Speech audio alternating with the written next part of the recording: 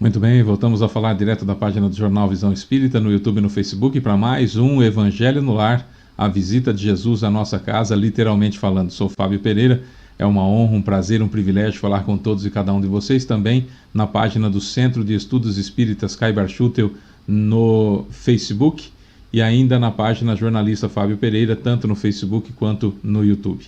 Seja muito bem-vindo, nós vamos fazer o Evangelho no Lar completo, oração inicial, depois a leitura edificante. Hoje a leitura edificante que caiu do livro Caminho, Verdade e Vida, de Emmanuel por Chico Xavier, é o item 103, Estima do Mundo. A gente vai ler, vai contextualizar, vai fazer alguns comentários. Na sequência nós vamos para o Evangelho segundo o Espiritismo. O meu está aqui, dá para ver? Evangelho segundo o Espiritismo, o meu é a tradução da ID, Instituto de Difusão Espírita de Araras, tradução do Salvador Gentili. Caiu hoje o capítulo 16, Não se pode servir a Deus e a Mamon, e o item é o item 8, Desigualdade das Riquezas, que nós vamos ler também, explicar, comentar. Aqui está a minha água, você também vai separar a sua água aí. Ah, o Fábio vai benzer água, eu não benzo água não. Na realidade, os mentores que estão aí na sua casa que vão fazer a fluidificação da água no dia que você estiver fazendo o Evangelho. Eu estou gravando na terça-feira para liberar na quarta-feira, então você pode fazer quando você achar melhor o seu Evangelho no Lar, tá bom? E no final, a oração final já é a finalização da fluidificação da água também. Então seja muito bem-vindo, é um prazer, uma honra, um privilégio falar com todos e cada um de vocês, sempre vou repetir aqui. Bom, vamos lá, vamos começar o Evangelho então, no lar. Primeira coisa, a oração. Elevemos o nosso pensamento até Jesus, o que isso significa? Pensar no rosto de Jesus como nós imaginamos que ele seja, tá bom? Então vamos lá.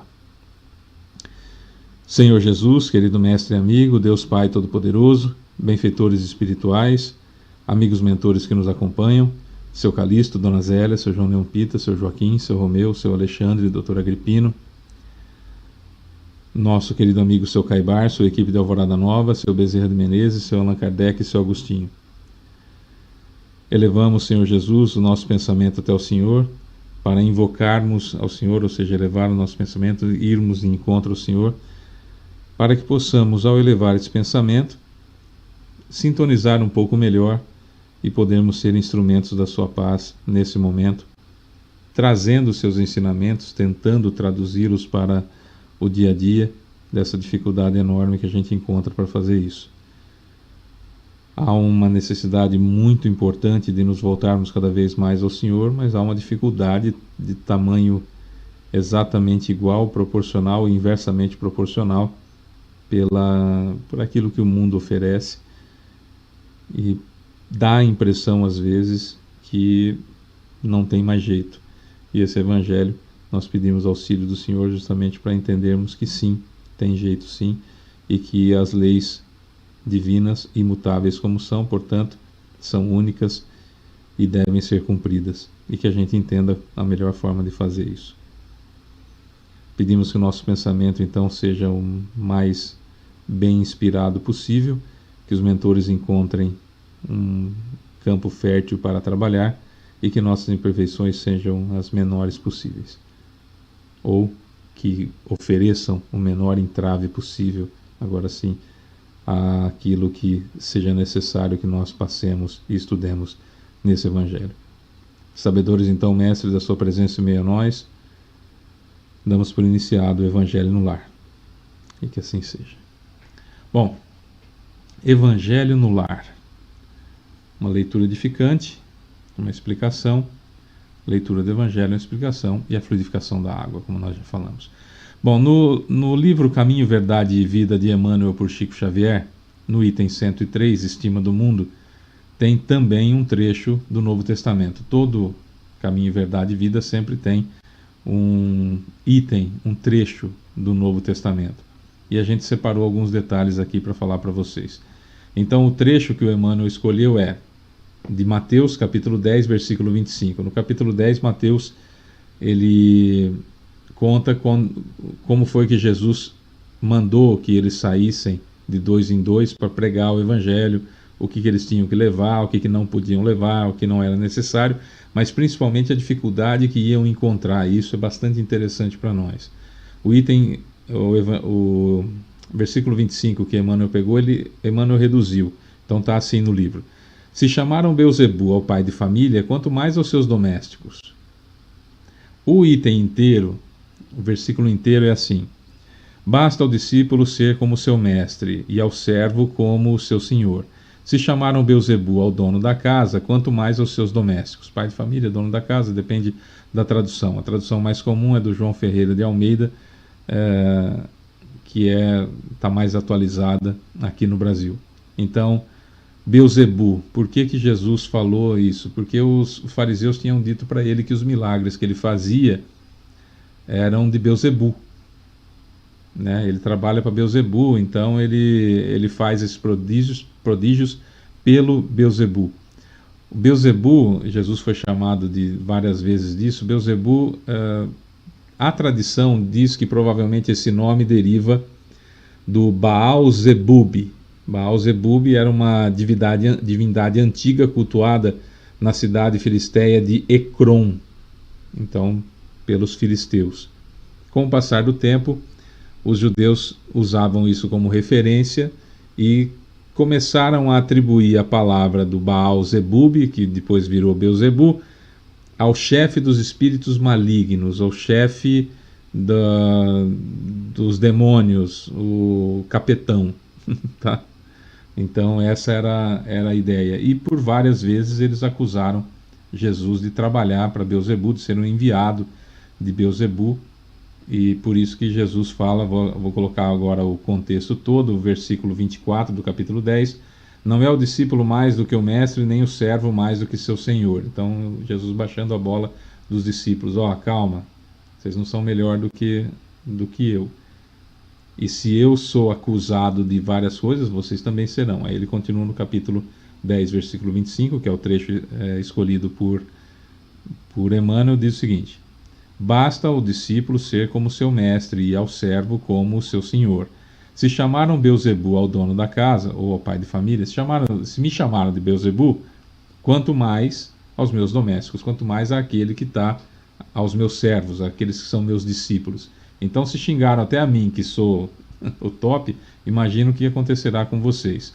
E no versículo 26 ele diz: portanto, não os temais, porque nada há encoberto que não venha a ser revelado, nem oculto que não venha a ser conhecido. Então fica tranquilo, podem caluniar à vontade, não tem problema nenhum, façam o trabalho de vocês e não se preocupem basicamente com o que vão falar.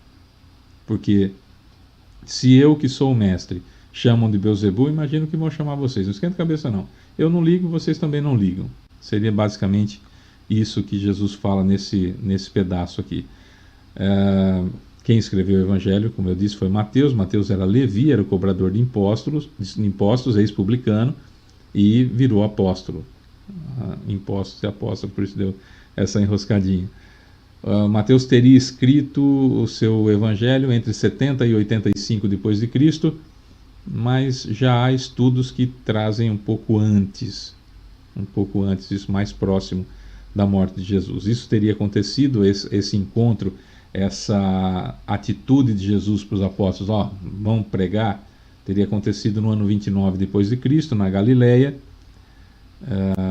que foi basicamente onde Jesus fez o seu messianato, todo o seu trabalho basicamente foi naquela região. Eram várias aldeias sob o Império Romano, a gente já sabe disso, etc, etc, etc. Então, só para a gente entender, por que chamavam Jesus de Beelzebu? Porque os judeus tinham criado essa história a partir de uma divindade, de um deus Baal-Zebub.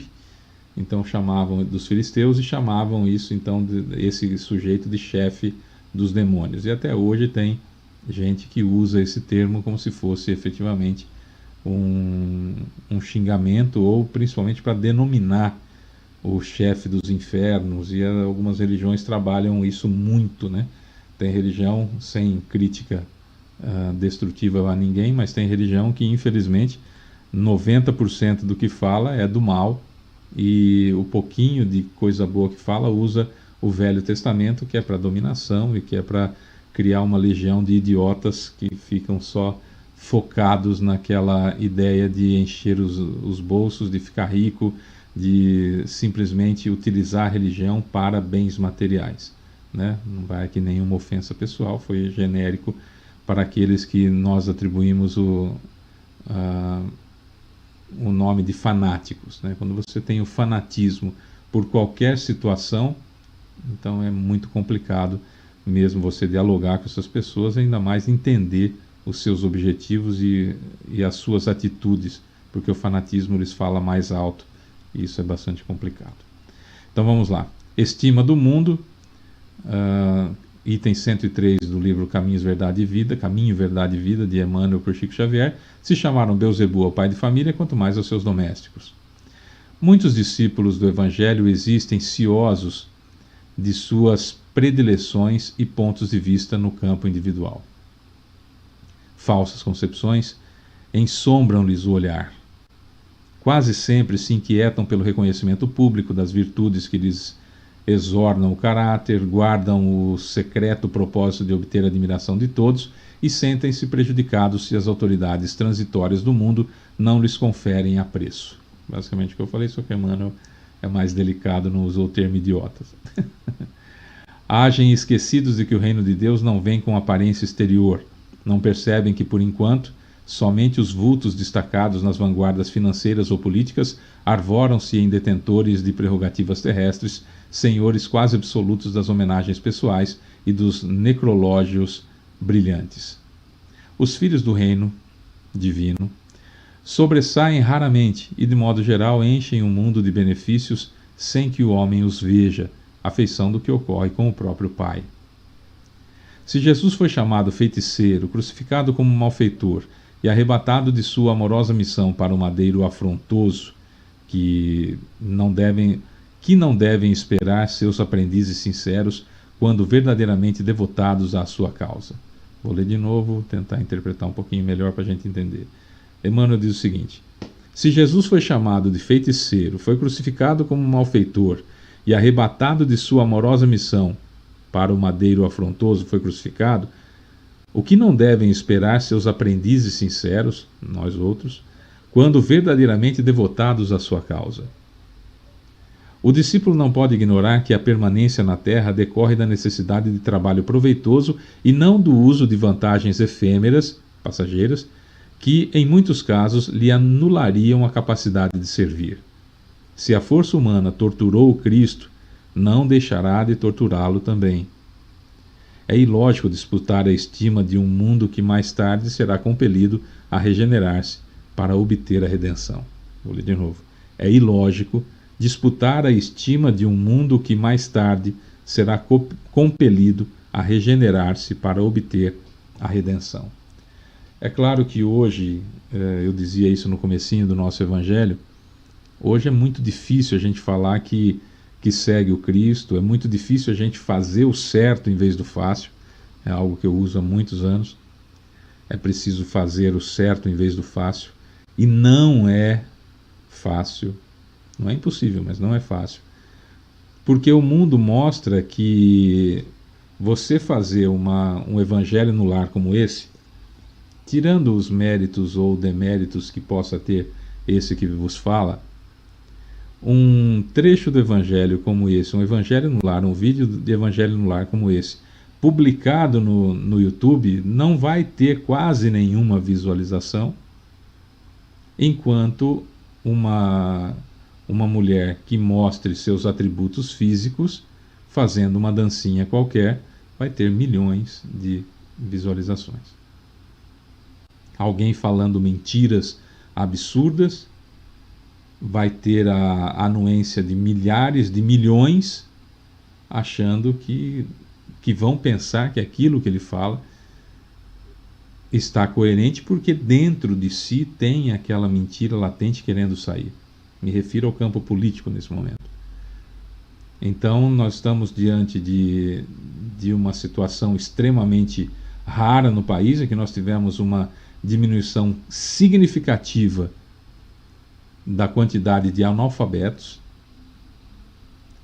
uma diminuição significativa histórica de evasão escolar, ou seja, de crianças que foram obrigadas por um motivo ou por outro a deixar de estudar. A diminuição é gigantesca, a queda é gigantesca, são índices históricos de tão baixos, mas isso não faz a menor diferença na vida de milhões de pessoas que, pelo fato de já terem se evadido da escola anteriormente, por serem analfabetos funcionais, ou seja, sabem ler e escrever, mas não sabem interpretar um texto, não sabem identificar quando é uma mentira, quando estão tapeando, quando estão criando os engodos da vida, e dão muito mais atenção a ataques rasteiros e ofensivos diante de situações totalmente falsas, mas que falam lá dentro com a sua imperfeição. Então isso é um retrato bastante interessante quando nós vamos encontrar disputas no campo político, por exemplo.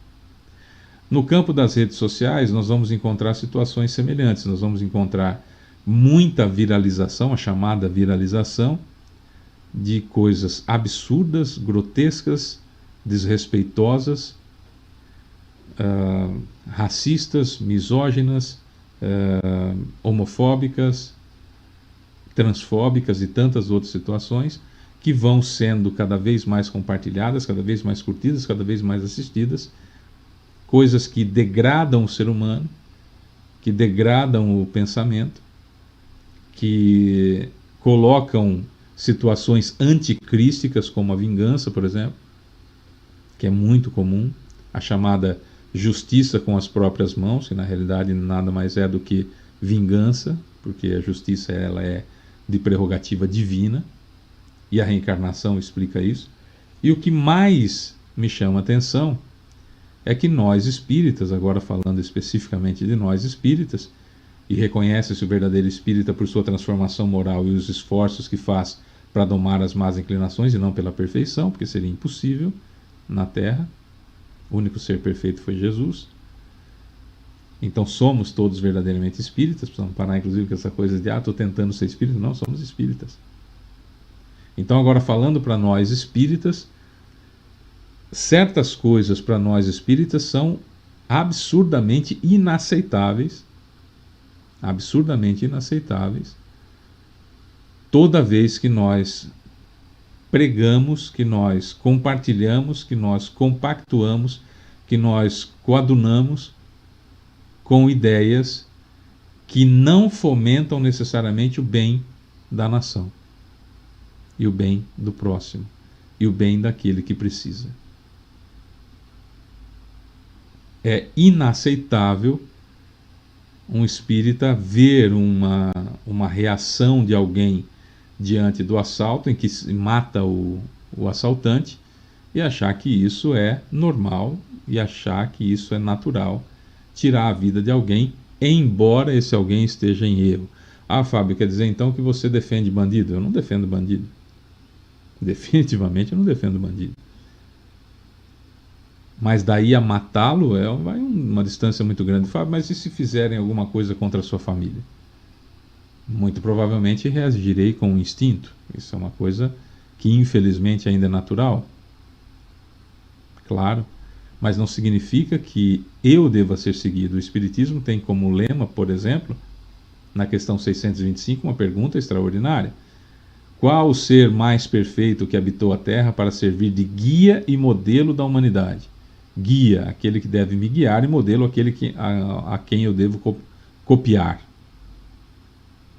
Resposta: Jesus. E nós espíritas não podemos perder a oportunidade de, independentemente, malgrado a nossa imperfeição e aquilo que ainda é muito ruim em nós, malgrado isso, independentemente disso, deixarmos de falar aquilo que Jesus ensinou, pregar aquilo que Jesus ensinou, compartilhar aquilo que Jesus ensinou e barrar, que sejamos nós o ponto final dessas situações anticrísticas que nós recebemos no nosso dia a dia. Perceberam? Fábio, mas é complicado, como que eu vou saber se aquilo que eu estou recebendo é verdade ou não? Se você não tem certeza se é verdade, não passa. Qual a necessidade de passar adiante? Se você não quer ter o trabalho de checar para ver se aquilo é verdadeiro, não passa adiante. Fábio, mas como que eu vou saber se é anticrístico ou se não é anticrístico? Jesus falou que nós temos que amar ao próximo como a nós mesmos. Temos que amar os nossos inimigos, fazer o bem àqueles que nos odeiam e orar por aqueles que nos perseguem e nos caluniam. Tudo que eu fizer diferente disso está fora. Está fora. A revolta é boa até um certo ponto. Eu diria que não a revolta, mas a indignação. A indignação é muito boa, porque nos projeta para frente, para melhor. A indignação nos projeta para melhor. Então, se nós, que somos, guardando as devidas proporções, servos do Cristo, nós evidentemente vamos passar pelo que ele passou, e muito pior, porque ele nem merecimento tinha, nós ainda temos merecimento. Mas o fato é, quando nós passarmos por isso, por qualquer situação que for, que nós analisemos o porquê do porquê do porquê. Não quer fazer isso? Simplesmente busque o Evangelho. Leia o Evangelho. Saia um pouquinho das redes sociais. Leia um livro espírita de qualidade. Leia Paulo e Estevão. Leia Eustáquio, 15 séculos em uma trajetória. Leia o livro dos Espíritos. Fábio, mas é complicado, a gente fica com o celular na mão o tempo todo. Eu sei que é complicado. Eu sei que é complicado. O meu trabalho depende de eu divulgar as minhas coisas no Instagram. E é abrir o Instagram e eu vejo mulher pelada o tempo todo, ou seminua, seminua o tempo todo. E eu não clico em absolutamente nada, mas não tem jeito, aquilo vai aparecendo, vai aparecendo, vai aparecendo, vai aparecendo, porque a quantidade de pessoas que querem cliques, que querem coraçãozinho, que querem likes, mostrando partes do corpo, é um negócio assustador. E isso, aspas, viraliza. Qual é o impacto que isso dá na sua vida? Ah, eu estou seguindo alguém que faz... Para de seguir. Ah, eu clica nos 3 pontinhos e coloca não tem interesse. E vai lutando contra isso até sumir o máximo possível. Não vai jogar fora o celular, eu preciso para trabalhar, não tenho o que fazer. Mas quanto tempo eu vou perder nisso? E é literalmente perda de tempo. É literalmente perda de tempo. E quanto mais nós perdemos tempo parados na ociosidade, mais o mal prolifera. Tem uma frase no Evangelho que é muito perturbadora, como muitas, e a grande maioria delas é, mas essa especificamente perturba bastante, que é: todo mal que resulta do bem que eu não fiz será acreditado na minha conta de infelicidade. Todo mal que resulta do bem que eu não fiz será acreditado na minha conta de infelicidade. O fato de eu não fazer o mal não faz a mínima diferença na minha vida. Fazer o bem é que faz diferença na minha vida. E muitos de nós, você, eu, qualquer um de nós, temos a ideia errônea de que só poderemos fazer algum bem se tivermos dinheiro, se formos ricos, se ganharmos na loteria, se tivermos uma entrada de dinheiro fácil, se ganharmos bem para aí sim ajudar. E muitos de nós questionamos: mas por que fulano é tão rico do nada, fez alguma coisa e é rico do nada? E eu que trabalho tanto, e fulano que trabalha tanto, e cicrano que... É estranho falar cicrano, mas é o certo, né? Eu sempre falei a vida inteira ciclano, aí descobri que é cicrano que é o certo. Então é estranho, né?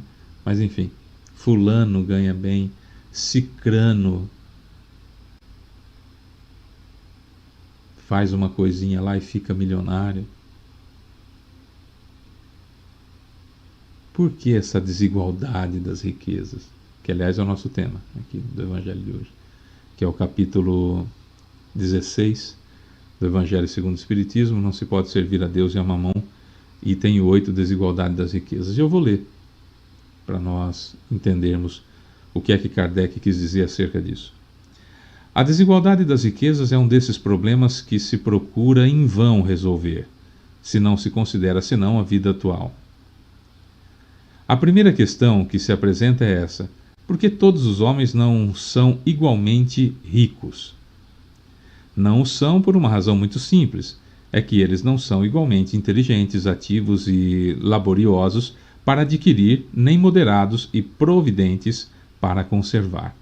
Aliás, é um ponto matematicamente demonstrado que a fortuna, igualmente repartida, daria a cada qual uma parte mínima e insuficiente, que, supondo-se uma repartição feita, o equilíbrio estaria rompido em pouco tempo pela diversidade das características e das aptidões, que, supondo-a possível e durável, cada um tendo apenas do que viver, isso seria o aniquilamento de todos os grandes trabalhos que concorrem para o progresso e o bem-estar da humanidade, que, supondo-se que ela desse a cada um o necessário, não haveria mais o aguilhão que compele às grandes descobertas e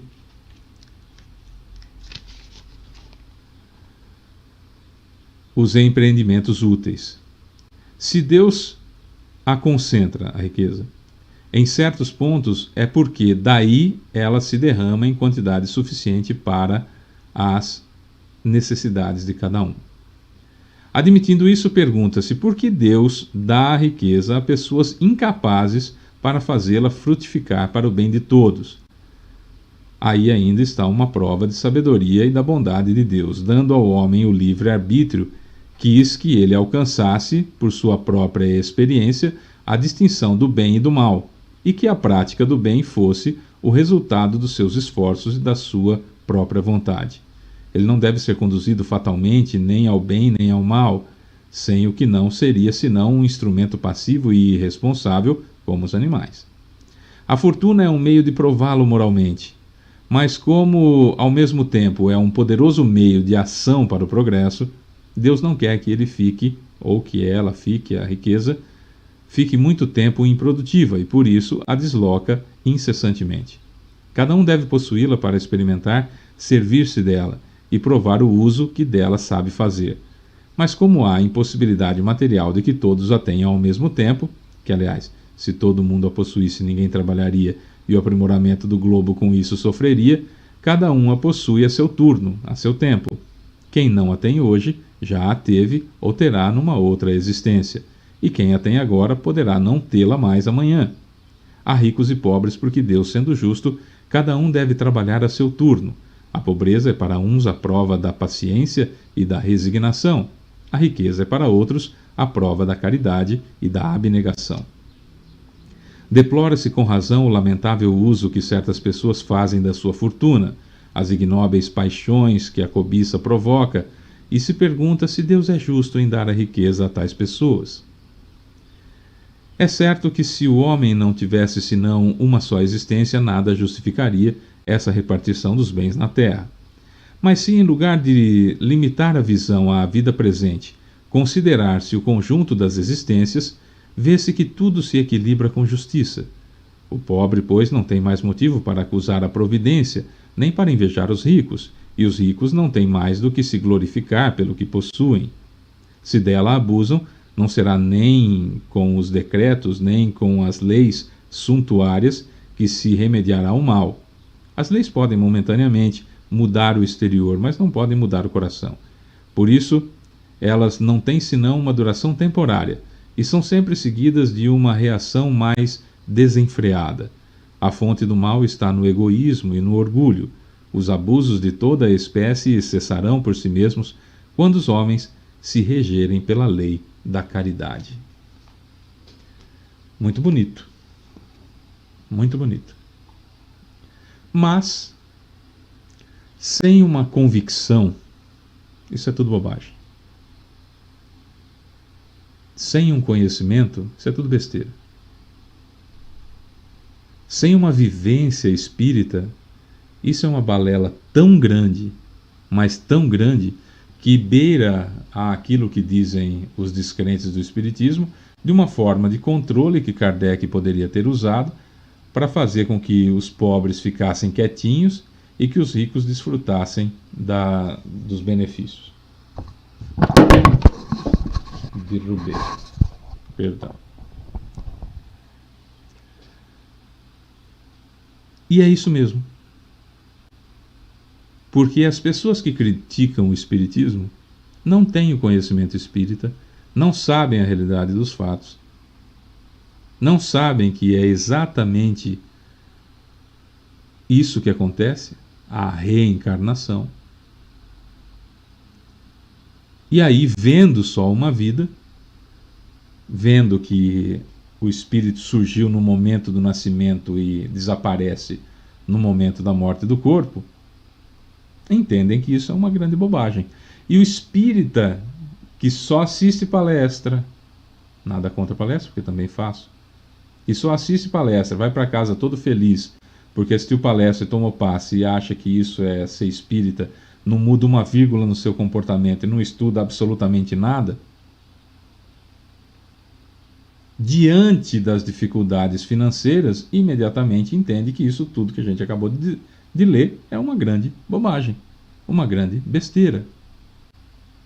Não vou entrar aqui no mérito dos dirigentes espíritas que não trabalham para a elucidação dos frequentadores de centro, porque cada um tem a sua responsabilidade e a sua necessidade e a sua dificuldade. Mas não posso dizer que não é uma grande bobagem isso que foi lido aos olhos de alguém que não tem um prato de comida, de alguém que não tem alguma coisa para dar para o filho, de alguém que não entendeu que eu já existia antes dessa encarnação e continuarei existindo depois dessa encarnação, que a vida é única, desde que eu fui criado, nunca morri, passei por várias encarnações, e que muitos e muitos e muitos casos nós vemos pessoas que roubam, que trapaceiam, que ganham suas fortunas a troco de minas de diamante, por exemplo, como o grande, maior do mundo, maior bilionário do mundo, que era trilionário e agora voltou a ser bilionário, que começou a sua fortuna a partir de minas de diamante e trabalho escravo, que consegue seu dinheiro com especulações, que tem a intenção de chupar tudo que tem a Terra e esgotar todos os recursos da Terra e aí mudar ele e os amiguinhos para Marte ou para a Lua, usando a Terra e nós outros como seus escravos particulares.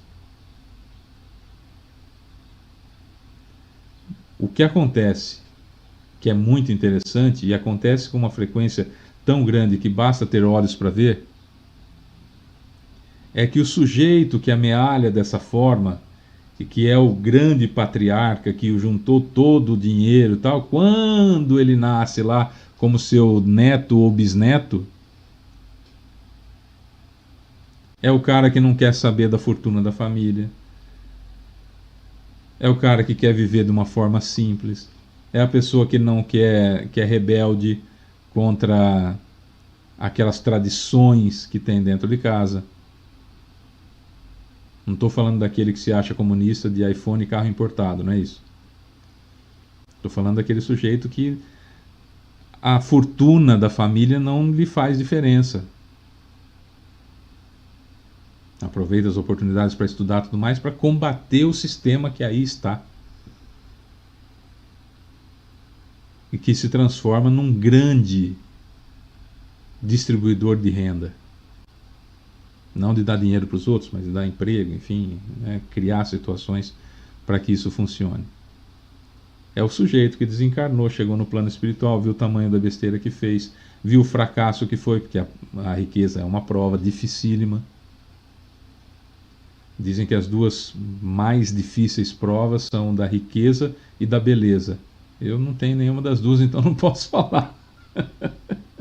Não me ocorre, então não posso falar, né? Se é difícil ou não, né? Nem a riqueza, nem a beleza.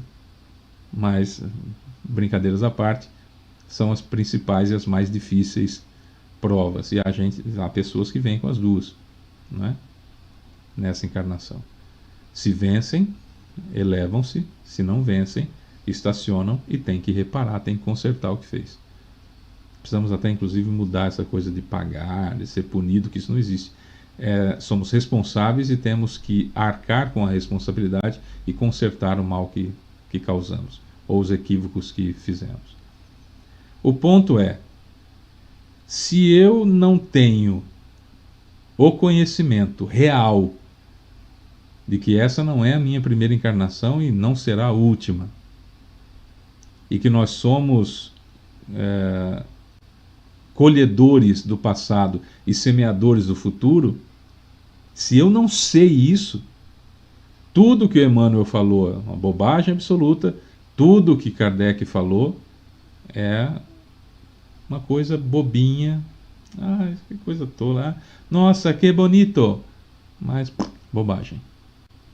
Agora, se eu sei que existe a reencarnação, se eu sei que estou sujeito a leis imutáveis, se eu sei que Jesus é meu guia e modelo, que enquanto eu não o seguir e não me adaptar ao seu formato, à sua forma, à sua maneira de agir, eu não vou evoluir e vou ter que ser responsabilizado sempre por tudo aquilo de bom ou de ruim que eu causar.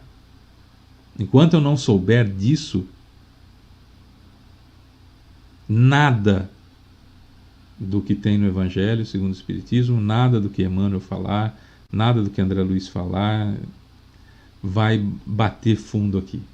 O que vai bater fundo aqui é o sujeito que vai pegar um trechinho lá do Velho Testamento que fala que eu tenho que pela honra tirar a vida não sei de quem, que eu tenho que fazer oração para a reforma da minha casa sair, que eu tenho que fazer oração para que o meu inimigo caia, que quem não pensa como eu não presta, mesmo frequentando o centro, mesmo assistindo palestra. O que vai fazer sentido para mim é isso. Então, aquilo que nós tentamos entender hoje no Evangelho no Lar, é que para tudo existe uma causa. E as consequências que nós estamos vivendo hoje não são consequências diferentes daquelas pelas quais Jesus passou. E se ele, ser perfeito, passou por tudo que ele passou, foi traído, foi ignorado, não teve dentro da própria família reconhecimento, não importava a quantidade de bem que ele fazia, era tido como um sujeito do mal, não importava quantas pessoas ele curava, quantas pessoas ele alimentava, sempre não era suficiente, sempre tinha quem reclamava, sempre tinha uma acusação, e no momento crucial da situação, quando ele então chega ao ápice da sua missão, as pessoas, depois de tudo que viram ele fazer, de todo o bem que ele pregou e ensinou e tudo que vivenciou, ainda queriam que ele matasse todos os romanos. Ainda tinham a ideia de que a única missão dele era libertar o povo do jugo romano e que ele tinha que sair matando os outros. Ele que ensinou tanta coisa. Até discípulos achavam que tinha que matar. O próprio Pedro meteu a espada na cabeça do soldado que foi prender Jesus, cortou a orelha. Jesus falou: "Ô filho, pelo amor de mim", né? Aí fica difícil. No tanto que eu ensinei, você vai catar a espada e vai bater ainda no cara. Oh, presta atenção. Mas teve paciência, porque Jesus tem paciência. Quer dizer, nós queremos ser mais que o mestre, mas não na hora de receber as coisas ruins, os reveses que o mestre recebeu. Que é isso que Emmanuel fala pra gente, né? E quando Jesus abre mão da fortuna para poder exercer o seu messianato, a sua missão, Nós queremos a fortuna para depois fazer alguma coisa.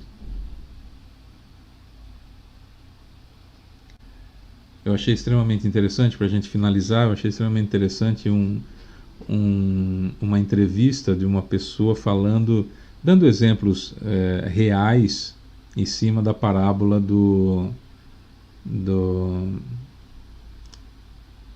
a parábola que o sujeito é chamado para ganhar uma moeda para trabalhar na vinha e o último recebe a mesma coisa que ele. Lembra dessa parábola? Você vai entender o que eu contar aqui.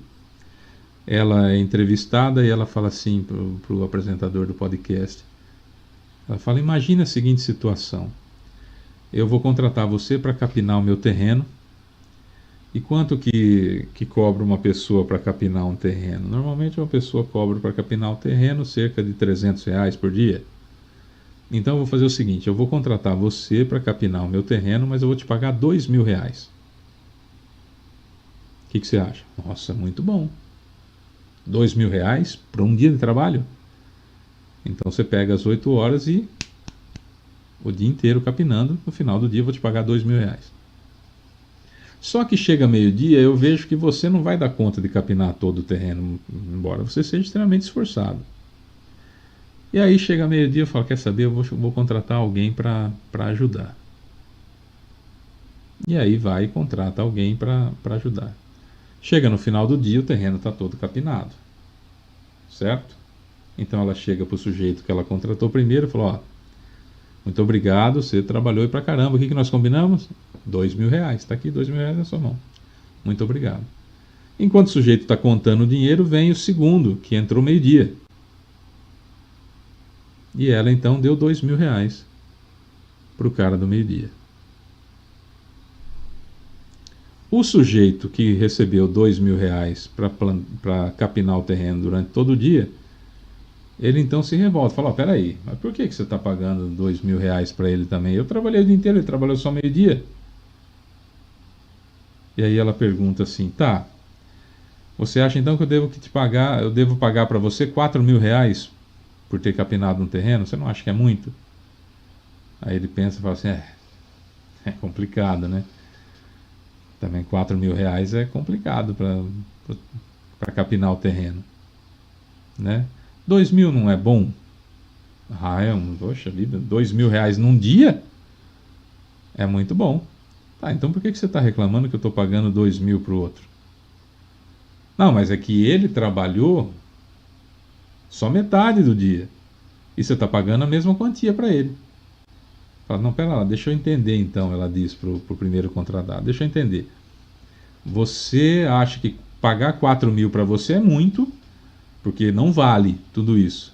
Vale 2.000. Mas o dinheiro é meu e eu quero dar 2.000 para outra pessoa, isso te incomoda? Ele fala: incomoda. Porque eu trabalhei o dia todo e ganhei 2.000. Ele trabalhou metade e ele está ganhando 2.000 também. Aí ela faz a seguinte pergunta: então, se eu tirar R$ 1.000 dele e entregar só 1.000, você vai ficar mais feliz? E ele responde: sim. E ela fala: por quê? Não mudou nada na sua vida. Não mudou absolutamente nada na sua vida. Por que você vai ficar feliz do outro receber menos que você? Porque ele trabalhou menos. Mas espera aí, muda alguma coisa na sua vida? Muda alguma coisa na sua vida? Não. Mas eu trabalhei o dia todo, ele trabalhou só metade. Tá, mas muda alguma coisa na sua vida? Se eu der 100, se eu der 1.000, se eu der 2.000, se eu der 5.000 para ele, muda alguma coisa na sua vida? Não. Então por que você está preocupado com o que eu estou fazendo para o outro? Você deveria ficar preocupado se eu combino com você R$ 2.000, custa 300 para capinar o terreno. Eu estou te pagando 2.000. Aí chega no final do dia, como eu tive que contratar alguém, eu tiro 1.000 seu e dou para ele, aí você poderia reclamar. Porque não foi o que nós combinamos. Mas quando eu falei para você de dar 4.000 para você, você viu que não era justo, porque o combinado era 2.000. Portanto, o seu não vai mexer absolutamente nada, você vai continuar ganhando exatamente a mesma coisa. E por que é que você vai ficar bravo, vai ficar infeliz se o outro ganhar igual a você, sendo que o dinheiro é meu e eu não estou tirando o seu? E é esse o ponto que nós espíritas demoramos para entender. É esse o ponto que nós demoramos para entender. Por que eu estou preocupado com o outro? Por que eu estou preocupado com a riqueza do outro? Por que eu estou preocupado com a prova do outro? Por que eu estou preocupado com o defeito do outro? Por que eu estou preocupado com aquilo que vai acontecer com o outro que diz respeito única e exclusivamente ao outro? Por quê? Se o que o outro estiver fazendo fere as leis da sociedade, ele deve ser punido. Certo? Se é crime o que o outro está cometendo. Agora, se não é, por que isso te incomoda? O que você tem a ver com isso? O que você tem a ver com o fato de alguém ganhar mais do que você?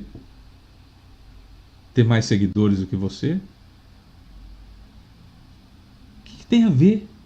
O que você tem a ver com isso? O que muda na sua vida?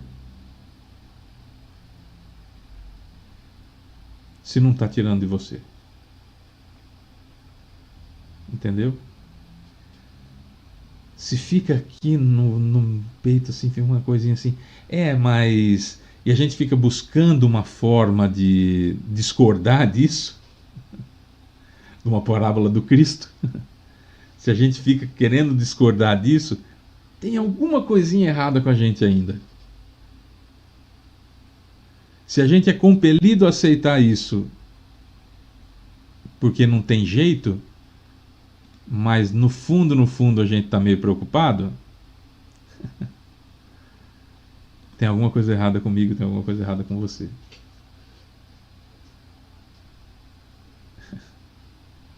Essa é a nossa lição de hoje. Então vamos lá para a finalização da fluidificação da água, que já é a nossa oração final. Vamos lá. Elevemos mais uma vez o pensamento até Jesus. Senhor Jesus, querido Mestre e amigo, Deus Pai Todo-Poderoso, benfeitores espirituais, nomeados e não nomeados que estiveram conosco, seu Caibar Schutel, sua equipe de Alvorada Nova, seu Bezerra de Menezes, seu Allan Kardec, seu Agostinho, e claro, nosso guia espiritual, o Anjo da Guarda, enfim, como chamamos. Muito obrigado pela presença de todos e cada um de vocês, muito obrigado, Jesus, pelo carinho, pela oportunidade, por não desistir da gente, por continuar insistindo na nossa melhora, apesar de muitas vezes nós nem queremos melhorar, né? Muito obrigado por isso. E embora não fizemos no começo, vamos fazer agora no final os 3 agradecimentos. Muito obrigado, Senhor Jesus, por tudo de bom que nos aconteceu na última semana. Muito obrigado, Senhor Jesus, por tudo de ruim que não nos aconteceu na última semana. E muito obrigado por tudo de ruim que efetivamente aconteceu, porque é aquela situação do já não devo mais, já foi, já passou. Isso que é o mais importante, né? Já foi, já passou. E por isso também, nosso muito obrigado. Gostaríamos nesse momento, Mestre, de pedir ao Senhor que não olhe novamente as nossas imperfeições, mas o carinho que nós temos nesse momento no coração, ao desejar que essa água tenha os eflúvios necessários para as pessoas às quais cada um de nós vai pensar nesse momento.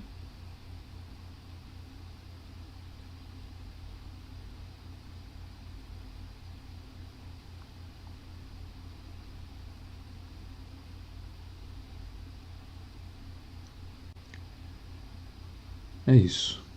Muito obrigado, Senhor Jesus. Pois sabemos que, por sermos mais de 2 reunidos em Teu nome, o Senhor está conosco. Muito obrigado por isso. A todos os mentores, nosso guia espiritual. Um beijo no coração e até a próxima semana, se Deus quiser. É isso, meus queridos. Até a próxima semana, se Deus assim permitir, com mais um Evangelho no Lar. Um beijo enorme para você que fica. Fiquem com Deus.